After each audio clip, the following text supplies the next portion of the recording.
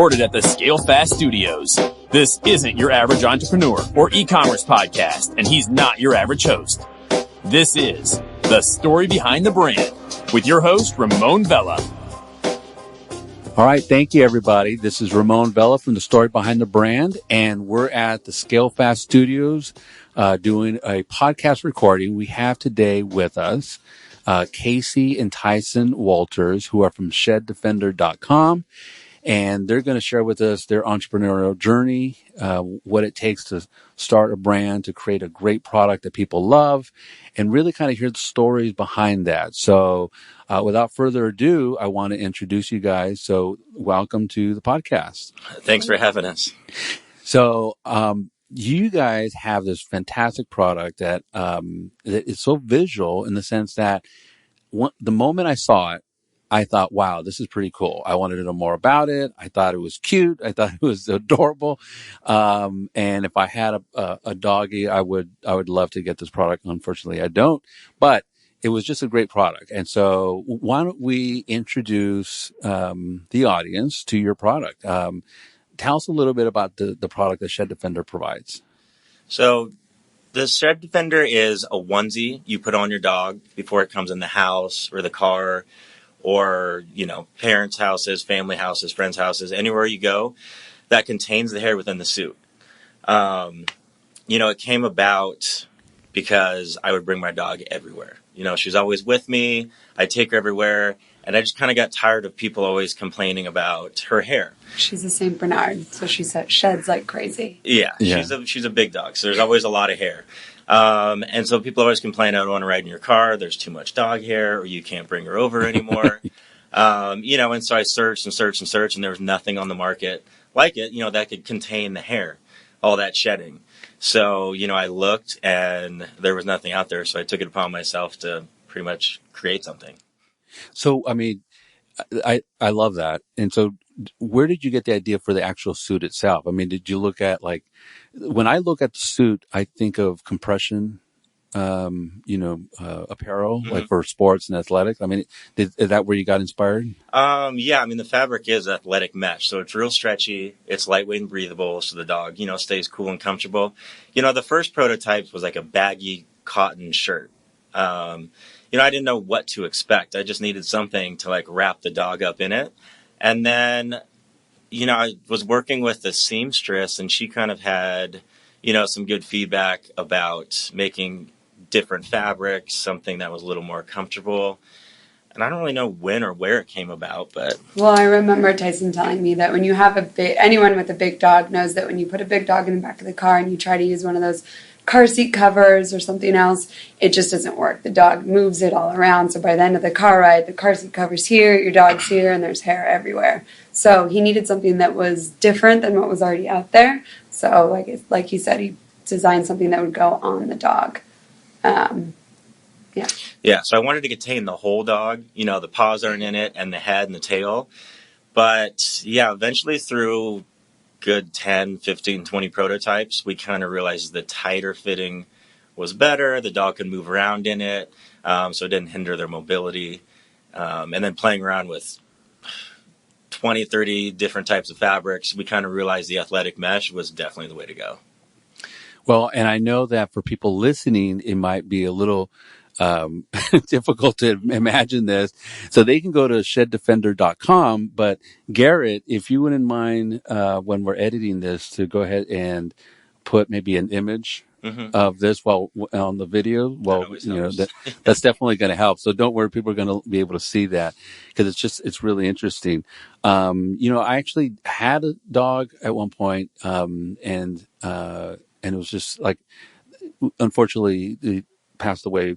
And so I haven't been able to have another dog for a while because you get so attached. It's like a family member. And so I haven't been able to. But as you were talking about that, I realized that was always one of my pet peeves. It's like I never wanted to take the dog on my BMW because I was always trying to take care of it. And I was yelling at the kids, don't stand up on it. Don't do this. And so it was hard to bring the dog in there because of all the hair. So I know exactly what you're talking about. So, all right. So you had this idea, you started, creating some prototypes. Mhm. How did you go from there to actually selling it? Like, did you sell first, like to individuals? Yeah, pretty much. So it was a long process. I mean, when I first started creating this, I had my mom actually sew the first prototype. Mhm. So it started off real small, and then I kind of had to upgrade to a seamstress that I just found off Craigslist. And I really lucked out because she was really good, and she helped me, create the prototype. So it took probably 3 years to get like a working prototype with different sizes that I could actually kind of start selling. So it just went to like family and friends. I'd take her to the dog park and people would be like, "Oh, that's pretty cool. Where'd you get that?" Um, and a lot of times I just gave them away because I would go to the dog parks to do sizing and make sure it fit and do different, manipulate the design to make it fit better. So some I just gave out. Otherwise I sold for like $20. It started like that for several years until I actually launched like my first website, maybe 2015, I think. Which you did on your own. Yeah, definitely built it myself. I think we used WordPress. And we just did like $5 a month, probably advertising on Facebook just to get a little bit of traction. And the first thing, like people were like, "What is this?" Kind of all these comments. So I finally was selling maybe one or two a month starting in 2015. And I always had my other job. It was more, wouldn't say a hobby, more of a passion project, I guess you could say. Like I knew it was going to go big. I had, high hopes for it. I always did. It just took a while to get going, but the first sale was pretty cool coming through my website. I was like, okay, this is actually happening. But at the same time, it was still something, it wasn't it was my main focus, but I still had, a job and other stuff, things going at the same time. So, I mean, so the next question really is about funding. So, a lot of startups always are concerned about the funding and so forth. So starting off sort of like a passion project or a side gig, did you guys even start looking for funding? Did you guys family, friends funding, or was it just all whatever extra we you had? Bootstrapped it. My costs were pretty minimal with just having one little seamstress and stuff like that to start off. And then, I worked, so I put a little bit of money into it, but it was very minimal to start off. I didn't need, a loan or anything like that to get going until after we actually took off. And then we have, so I guess just family put in. Yeah, so once the business grew a bit and orders started coming in faster, we realized that we needed to purchase a large amount of inventory and work on manufacturing overseas, which the investment for that is a little bit bigger. You have to do, there's higher minimums, longer lead times, so the cash flow cycle becomes a little bit of a problem. So Tyson is lucky enough that his parents and brother invested in the company. Mm-hmm. We've been profitable since the start. So most of that capital went towards, like I said, buying inventory to grow at a faster rate and cut down on our margins. Well, I mean, if someone's going to believe in you, it's, your family and your friends. So. Yeah, and even that took a while. 7 years of convincing. Yeah. Well, I mean, but gratefully it's happened. So, and I'm sure they're happy now. I mean, I really do see a really bright future for you guys, because I'm telling you that product, that initial product. And then when you think about it, I mean, the pet market is one of those, and I read at some article somewhere that is really kind of almost recession proof, because the thing is, we love our pets. Yeah. And we treat them like our children and our family members. So even during downtimes, people are still spending. Yeah. And so, tell me a little bit about, it's great for the shedding, but I know there's other uses for it too. Yeah. I mean, the shedding was the main reason I created the product. So, it contains the loose hair. The dog still sheds naturally. It's safe. It just, contains it for situational use. But, after hundreds and hundreds of reviews coming in from our customers saying I bought it for the shedding, we kept getting feedback saying it helped with anxiety. It helps, make the dog calm, feel more confident, that aspect of it. And so, we looked into that, and it works like a charm. So I have a little dog. He's a rescue mutt, and it works so well for anxiety for him. He's so much calmer, doesn't freak out. We used it on the 4th of July. We've used it for a couple years now, and he loves it.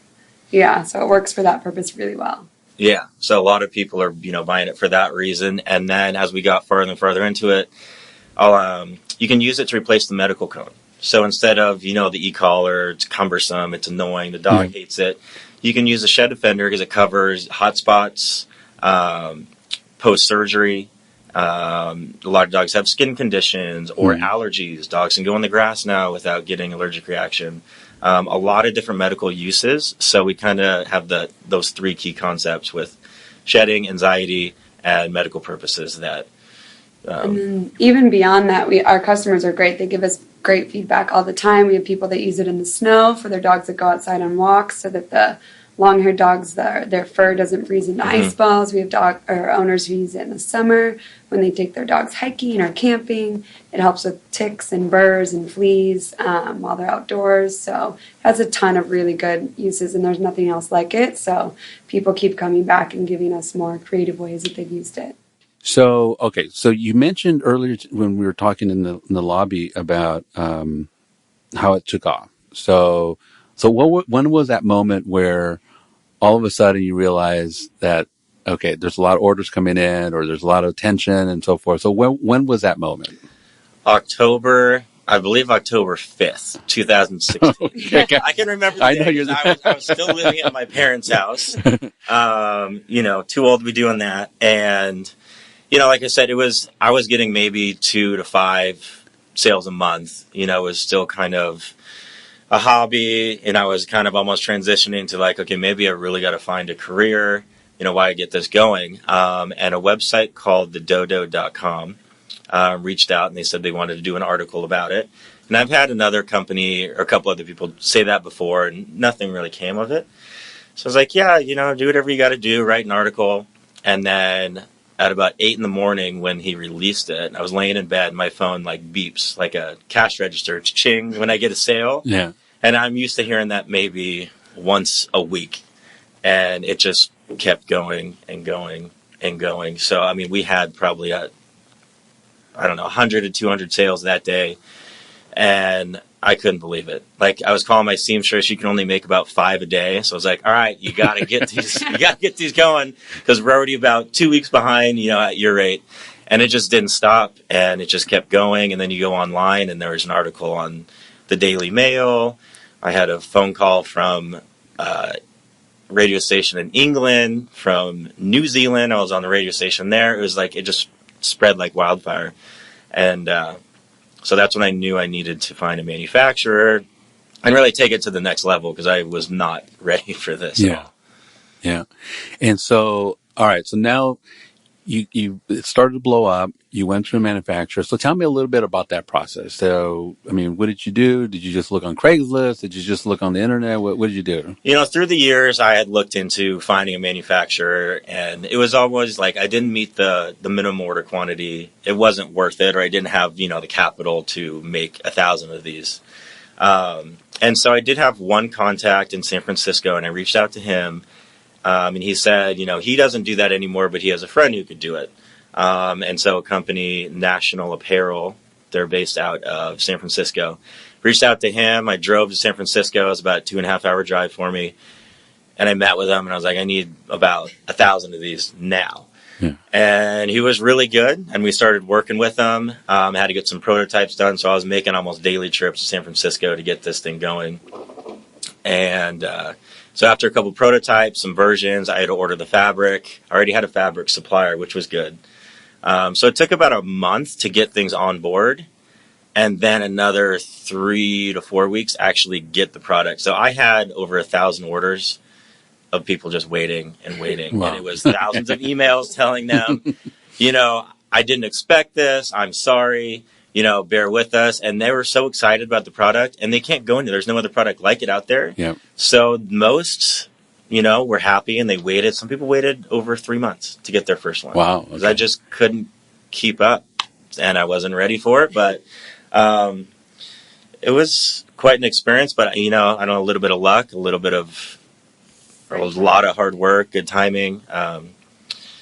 there's always a way, and made it happen. So the manufacturer in San Francisco is great. His name's Johnny. Tyson's best friends with him now.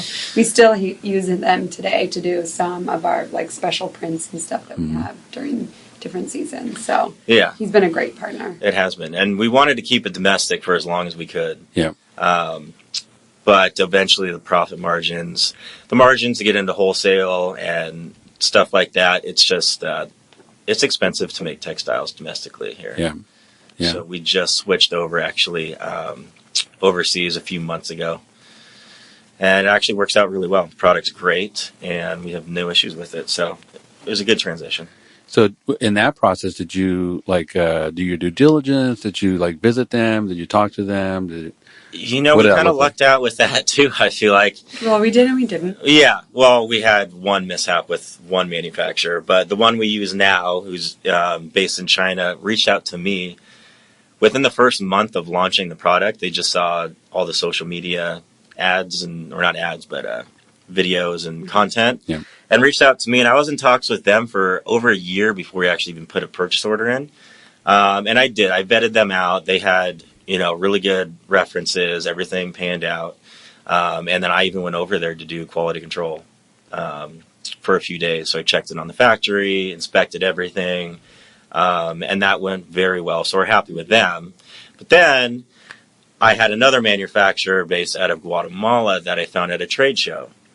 And I didn't do as much due diligence as maybe I should have. And eventually the product was very poor quality. And we had a lot of defective units. We couldn't really use any of them. Wow. Yeah, there's about 4,000 units sitting in my garage right now. Oh, because we didn't want to put them on the market. And, our customer satisfaction is really important. And it's just kind of one of those learning lessons. And we've talked to other entrepreneurs in manufacturing is something people have a lot of issues with. So, like Tyson said, doing the quality control check and going to meet the manufacturer, I think, in China was really beneficial and has helped us in the long run. Yeah. Due diligence, right? Yeah. So, all right. So tell me, rarely do things go well all the time, right? And you just talked about one example. Tell me about another oh crap moment where you felt like things were heading south. Did you have any of those when doing this? You're always going to run into a lot of little snafus, but we had a couple issues very early on. One, I guess you would have to say, is when I was making like one or two at a time with my seamstress, it was easy to get things right for the pattern. But, the first a couple runs, I kept making adjustments over and over again. So it wasn't any big deal, wasn't any defect or anything. But I think the hardest part was keeping up with what customers were giving feedback to, like maybe the neck's too tight or this or that. So it was constant changing. The huge setbacks was mainly just that manufacturing thing. Other than that, I think it's just typical, product development, just learning stuff. Yeah, we invested in an infomercial that didn't work out too well. Actually, that's definitely our second biggest. Tell us a little bit about that one. Financial mistake that we've made. Yeah, that was definitely. We got a waste of money, really. Yeah. I think we were just really excited to get things going and to get the word out there. And they sent us a contract, and I don't think we read it through thoroughly enough. There was no dates attached to it. So long story short, it took, I think, maybe 6 months to produce a 30-second spot, which they had said would take, 1 month. And then we aired it, and it didn't get any traction at all. We felt like we got scammed a little bit. It sounds like they reach out to early entrepreneurs, people who, are brand new companies, they make you feel like you're really special and they've chosen to work with you. But I think in the end, they just have people looking for companies like us with no time, no other way to get out there. And that's something I would definitely warn people about. If someone comes up and infomercials, as seen on TV companies, there's about a dozen of them, all claiming they're the one, which is bogus. Be very hesitant. We come across a lot of people at trade shows who saw our infomercial, will play it, and they're like, oh, they reached out to us, they're excited. It's like, no, don't, be careful. We almost went like bankrupt because they told us they're going to have the infomercial done in like a month and a half. They tried to do all this stuff to like get your inventory up. So I spent all my money on inventory, borrowed money, and the inventory or the infomercial wasn't ready to play. We started in Thanksgiving of 2016, and it didn't play until almost September of 2017. Wow. So I sat on all this inventory. And we paid for the infomercial up front, so that was part of our cash problem. I think without those mistakes, we might not have needed one of the rounds we got from friends or family. But like we said, we made a couple of mistakes in the beginning. Yeah. Well, and that's one of those like old crap moments where you think, "Oh my God!" Yeah. But I mean, it's going to happen sooner or later, a mistake at least. So it was a lot of money, but it still was small enough where I guess you can make a bigger mistake later on that would like completely ruin you and your investors. So I feel like we learned a lot from it. I regret it, but at the same time, I mean, you're not going to be successful without making mistakes. Yeah. So better then than now. Better when you're at that stage, I think. Yeah. You're just naive when you first start out. You see the money coming in, sales. It's overwhelming, and a big company, or they think they're a big company, comes in and offers you this. You're like, oh, this is awesome. It's perfect. It's like a fairy tale, and it doesn't end up that way. So you live and you learn. Yeah. Imagine launching European and U.S. stores in just 2 months like the #1 makeup brand in the world did, or experiencing 100% year-over-year growth like the top digital entertainment brand Bandai Namco, and or doubling conversion rate like the subscription-based supplement brand Puri. By partnering with ScaleFast, these brands achieve their ambitious e-commerce goals, all while keeping focus on their core business. ScaleFast has an award-winning global e-commerce infrastructure that powers e-commerce growth by hosting and operating your storefront and handling international logistics, taxes, and compliance, so you can sell globally in a breeze. So visit scalefast.com/the story behind the brand to learn how you can scale your business today. So I want to unpack a little bit about something you said a little earlier about competitors, because I've never seen anything like this. I mean, are you seeing people now copy you guys? What are you guys doing to protect yourselves? And has anyone already approached you guys? I mean, have people like looked into maybe, wanting to buy you guys? As of now, we have no direct competitor. There's no other product on the market that has, all the uses, as we do, which it's great. I mean, first to market, we've been around almost 2 years now, so, who knows what can happen. We have our trademarks, we are, patent pending, and looking into other avenues to protect ourselves. But, in the end, probably, who knows what happens in the future. We'll come across it, but it's not that simple of a product. I mean, Tyson spent hours and hours and worked with, dozens of different prototypes, like we said, but he tried it on hundreds of dogs at shelters and at the dog parks, and we've taken all the feedback we've gotten from our thousands and thousands of customers and integrated their feedback and comments into the design. So it has taken a while to get to the version we're at now, and I think you have to really understand the customer and the dogs and all different sizes of dogs to understand the different needs and the way it fits and all that. So I do think that, there's some of that. We're a step ahead of anyone else who might be trying to just start out. Yeah, and everything we use in the products is high quality. The fabric, you have to have it tight enough so the hair doesn't poke through. You have to contain, the most hair it possibly can, but still needing to be safe for the dog, lightweight and breathable, stretchy. So we've gone through many, many different fabrics. And, we chose the one that's the highest quality, premium, it's going to last, and be safe for the dog. And, the main thing we're trying to build like an actual brand. Our customers are happy. We have great reviews.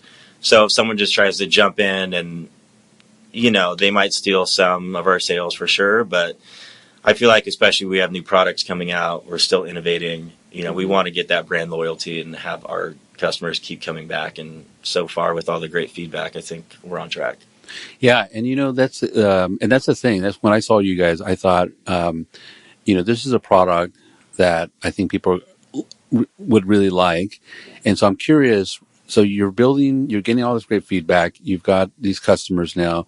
What are you doing to build the brand or to continue to extend that brand, and or are you trying to build a community around it? Or we talked a little bit ago before we started about, your give back program.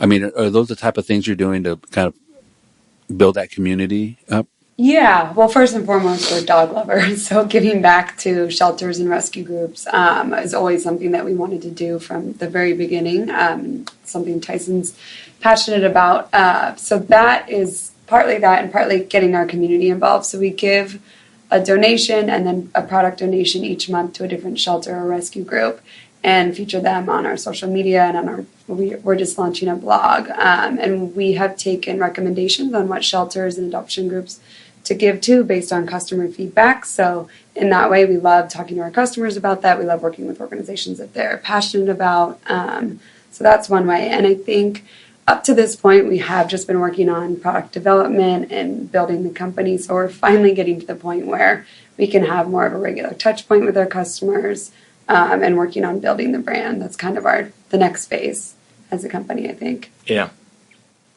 Are you planning on doing like any type of physical events? Because I can see where your product would do really well in a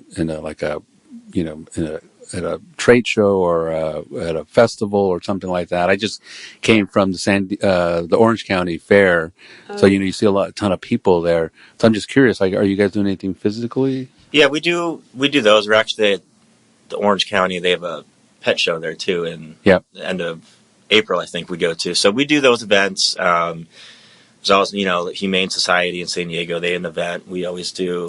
They have there. like animal walks, and the proceeds go to the Humane Society in San Diego. We did a few events in LA. We did the Pasadena Humane Society event last September, I think it was. And those are smaller, but we love it because we love talking to customers. Well, we'll have dogs try it on at the show. And like you said, it's such a visual product that it usually is a hit.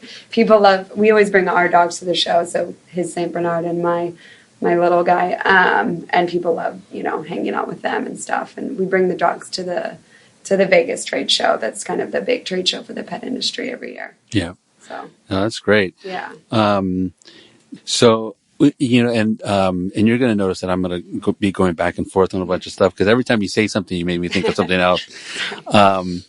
So, all right. So going back to, you starting to sell and so forth. Mm-hmm.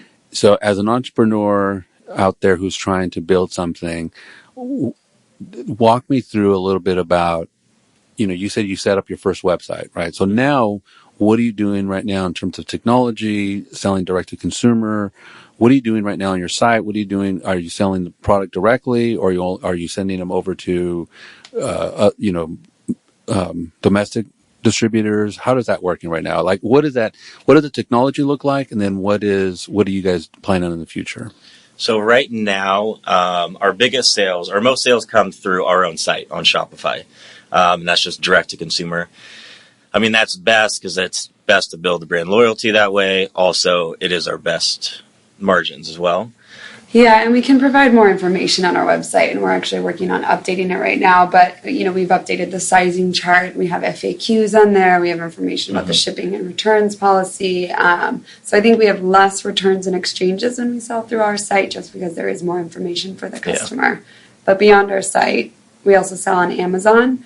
And then we're working with Chewy.com, so we're available there, which both are really seamless platforms for the customer. So that's kind of an easy way for us to reach more customers. And like I said, we just started wholesaling in this spring, so we're hoping I love how you guys are so passionate about what you guys are doing, and it really shows when I'm talking to you guys, and the love and care in the manufacturing process. So, I've always had this conversation with folks about brand. Like, do you define your brand?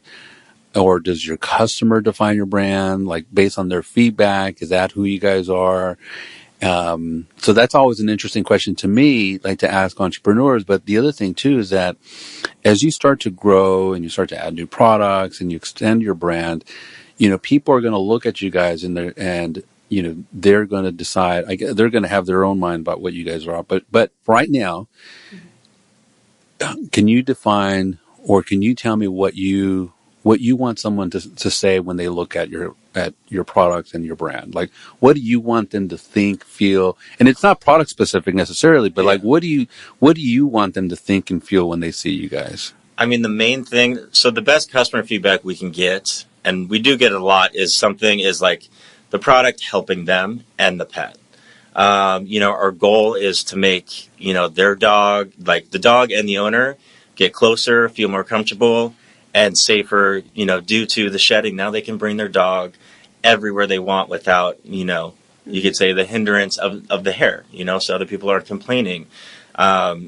Other people are like, my dog can finally go in the grass again for the first time. It doesn't have to wear the cone for the first time. So if anything, we want people to think of the brand as something that helped them and their dog, a positive impact on both of their lives. Yeah, making a more seamless and positive relationship between dogs and their owners. So we've had people say, my boyfriend's allergic to my dog and I almost gave it away, but the Shed Defender helps keep the allergies down when he's over. Or we have a lot of service dog owners that use it because sometimes they get embarrassed when they're at the grocery store or the doctor's office or things like that, or their kids' schools. They feel bad if other people are allergic to dogs or if they leave hair everywhere. So they love wearing it when they're out in public so they don't get those comments or stares or complaints anymore. And it makes a happier and healthier environment for everyone.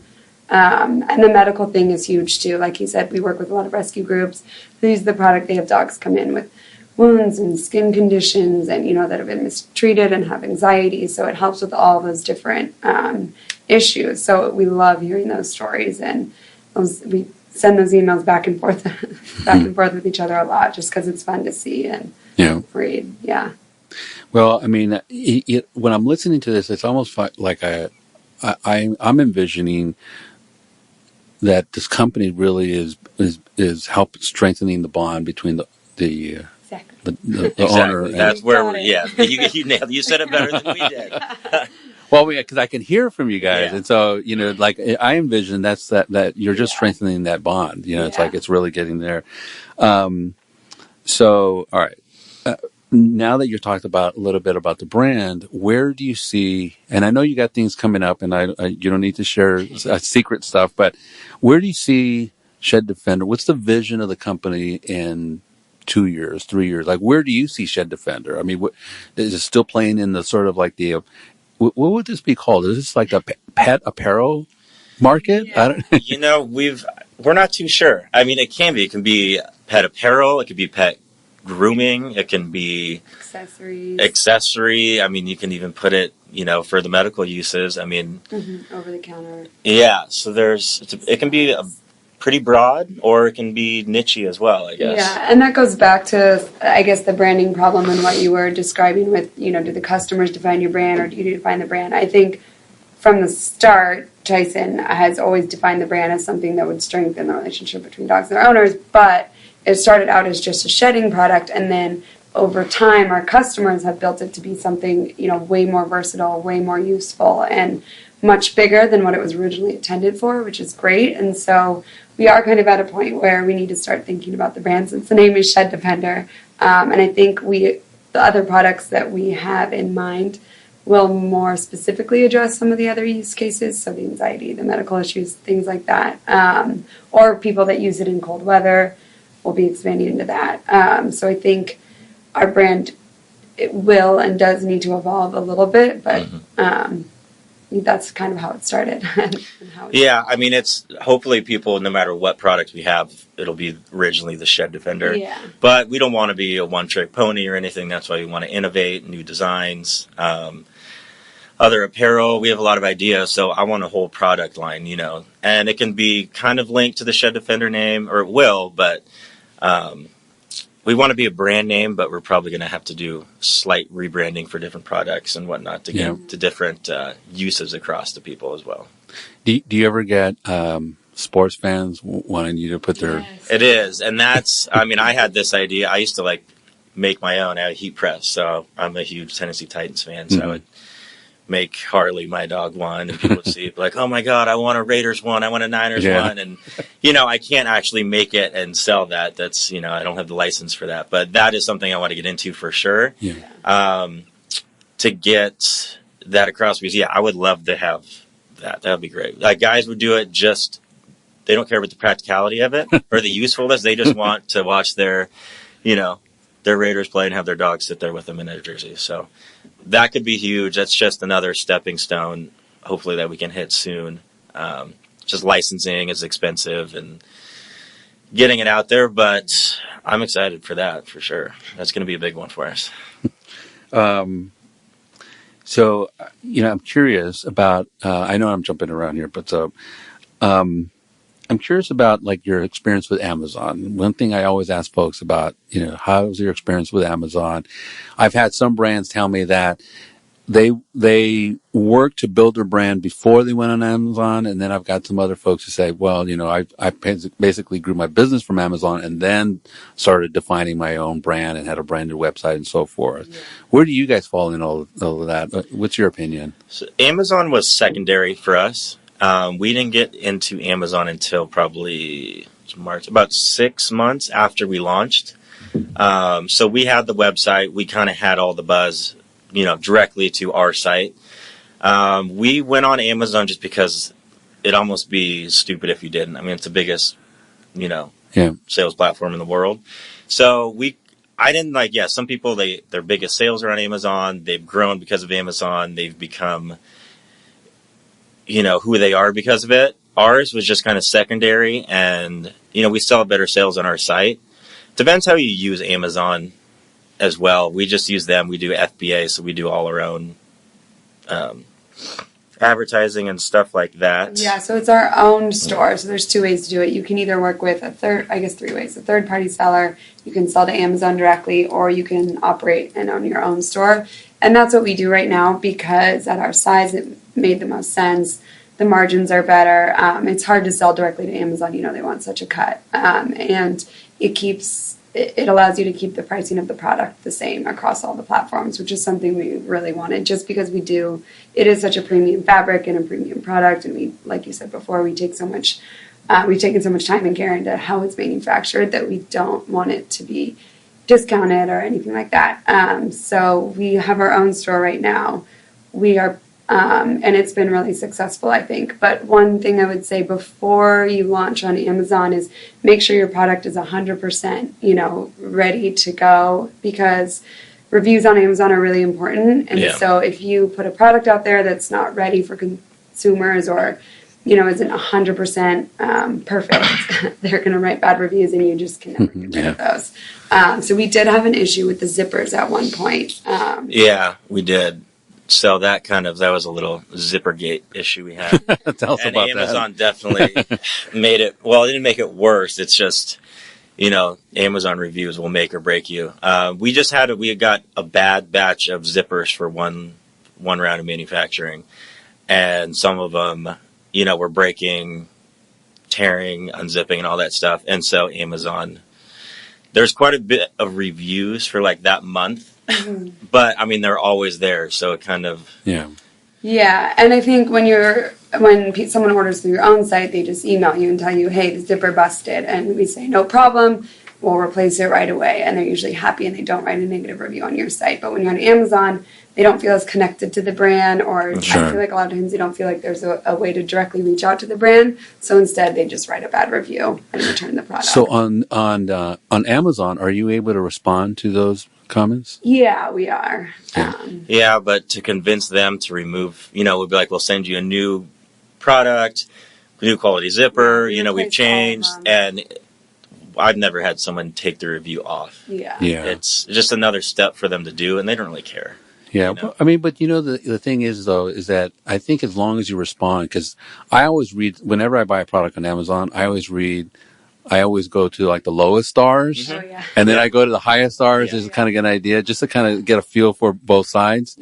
And from a consumer standpoint, I think if I see a bad star, and then within that I see a comment from the manufacturer, whoever, it makes me feel better. Definitely. Because I kind of feel like, hey, listen, things happen. So sometimes, as long as it's being addressed, because I see a lot of comments where people are saying, I reached out to them and they're not returning my call, or I reached out to them and they're not going to return, accept a return and so forth.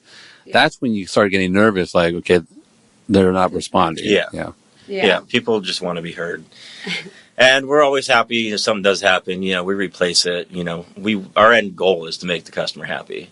Yeah. Even if it costs us money, that's fine. But, we were on Amazon a little too early before we were like fully sure of our product, and we had all the checks and balances in order. So that was over a year ago. So we've worked the kinks out. Well, and that's interesting segue, because my next question to you is, knowing what you know now and the experience you guys have had, what would you what advice would you give to someone starting out who's passionate about their product, is ready to get it out there? What would you say? Like, what kind of mistakes can you help them avoid? It depends. I mean, one, just you got to prepare them to make mistakes. I mean, it's going to happen. So at least to know that would be nice. But there's a lot of resources out there. I mean, everything from blogs to forums. There is help, but sometimes you just got to go on your own and make a mistake. It's just learning. Do your own due diligence. Everything's out there on the internet, but reach out to people. People reach out to me all the time, and I'm always happy to help. And we've reached out to other entrepreneurs. I think the trade shows are really, or even smaller events are really helpful for that. You're sitting all day at a booth next to another company who's in the same position as you, and I can't tell you how valuable some of the advice that we've gotten from other companies at these events has been. So I would just say, talk to as many people as you can, especially when you're at trade shows that are focused on your industry, because that's the best advice you can probably get at that point. Make phone calls, to find my manufacturer. There's databases, there's lists. You just gotta email, call, ask dumb questions, whatever you can to get an answer.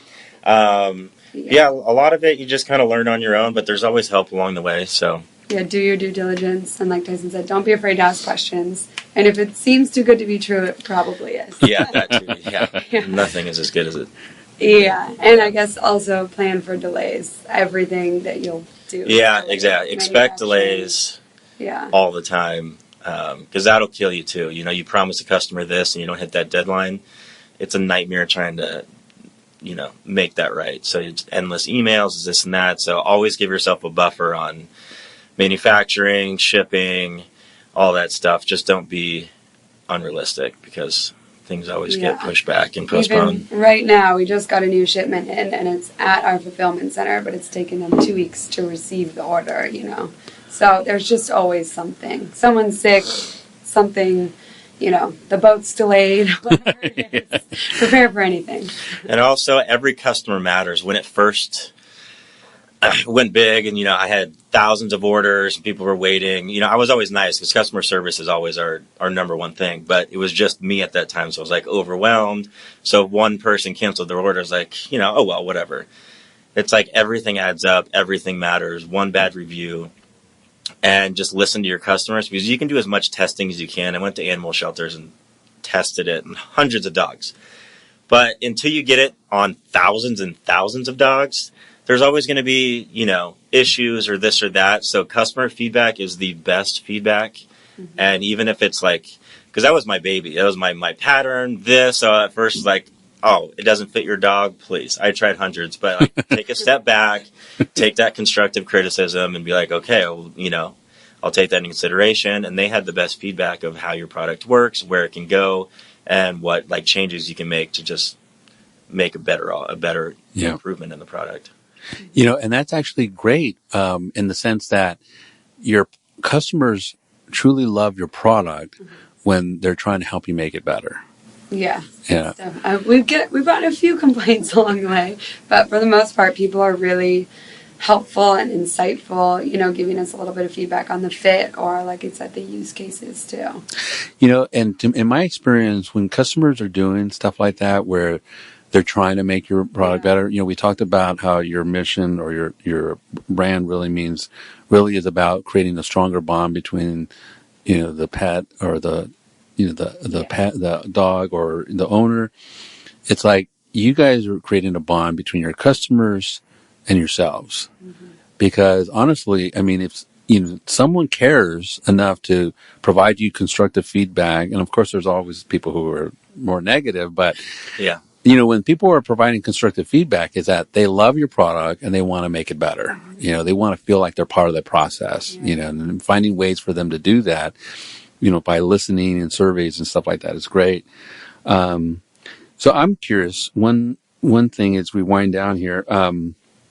Now, you guys have shared with us a few mistakes you guys have made, which is great. Because the thing is that people don't realize it's great to have your own business. But the thing is, you do have to have a certain attitude about it because there's the plans never go the way that you want them to, right? So I'm curious, how do you handle that? Personally, how do you handle the stress? How do you handle the hiccups? Because even though you expect them, it's like you don't want them to happen, right? So how do you handle that personally? Like, what do you do? Bottle it up and just put it somewhere and never talk about it again. You work harder. You stay up really late. I can't tell you how many times we've been at my kitchen table working until midnight. For trade shows, we do everything on our own. I was 7 months pregnant, carrying all these tables in to the trade show floor. I guess at the beginning you just are prepared to do anything and everything and do whatever it takes to get that task done. Yeah, it's a lot of work, but you got to realize that's what it takes. If it was easy, everyone would do it. And you're not going to get rich overnight, even though that's another thing. People listening, just because some money rolls in, don't think it's going to keep rolling in. Or, I was convinced I was going to be a millionaire in a month or two. It was just, you're so naive and, so you're like, oh, maybe I'll go buy a car or do something. It's like all that money needs to go back into the business. I learned that the hard way and the easy way, both ways, all different ways. But you just got to realize like what it's going to be. If it's your baby, like this was mine, like I don't mind working hard. I don't mind doing this. Sometimes you just take a step back because there's going to be criticism. There's going to be this. Just don't take it personal. Otherwise it will eat you up inside. So you just kind of got to roll with it. And then, that's the goal. You got to work pretty much your ass off. And then hopefully you build a good enough brand, product, business that, you can either, really reap the rewards later. So. And when you run into a problem, if you don't know how to fix it, the goal is to find someone who can help you fix it or find someone who's gone through that problem before. Yeah, hire someone smarter than you to fix it. Yeah. Well, and I'm curious, like, how do you guys handle when Casey wants to go one direction and you want to go in another direction? Well, Casey is usually right. She's my sister-in-law. Yeah. Well, a lot of times I might have the final say. It is technically my company. But she's in it, in every aspect. So, we have our disagreements. Yeah, it can be tough, but we think on we're on totally different levels, and that actually works good because... And our experience is different, our backgrounds are different, and I think the way we look at things is different, which actually helps, because we end up looking at something, 5 different ways, and then coming to a conclusion. Yeah, there's no group think. We're on different sides, but it works out great because a lot of times, sometimes it's hard for me to take feedback and, listen to someone else, even if they have a good idea. So it levels me out, I guess. It actually is a pretty good duo. That's great. All right. Well, you know what? I really enjoyed this conversation. I appreciated learning about Shed Defender, where you can find them at sheddefender.com. And we're going to make sure to pepper this recording with lots of pictures and images so people get a good feel. But as we're signing off, is there anything that you want to leave with, with the folks in terms of things coming up or any last words from you guys? The one thing, speaking about that bag Guatemala product, it is usable, and so we are trying to reach out to animal shelters and stuff like that to get the word out, because we still have, 1,000, 2,000, we want to donate. We want to give it away.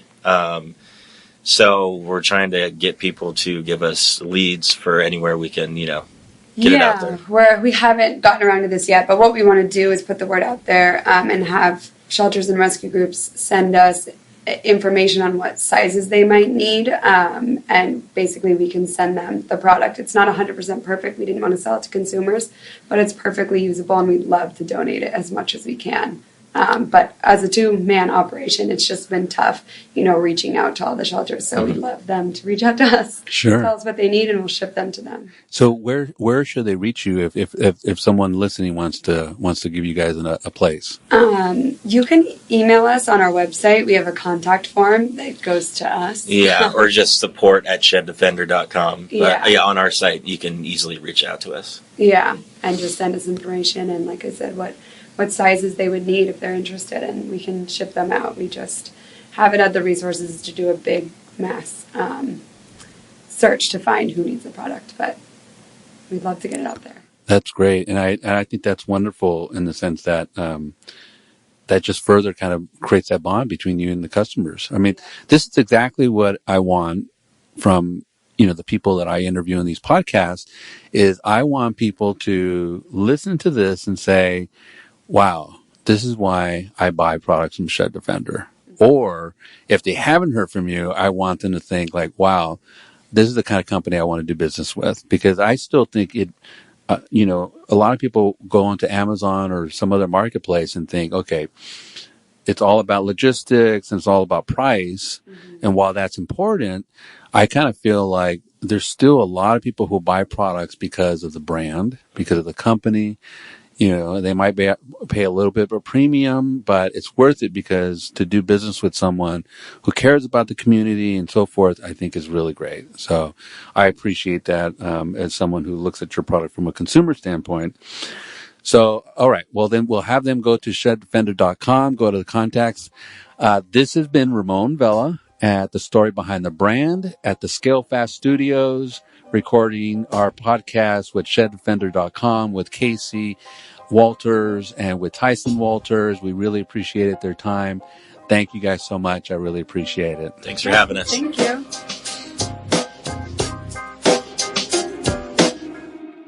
Hey, thanks for listening.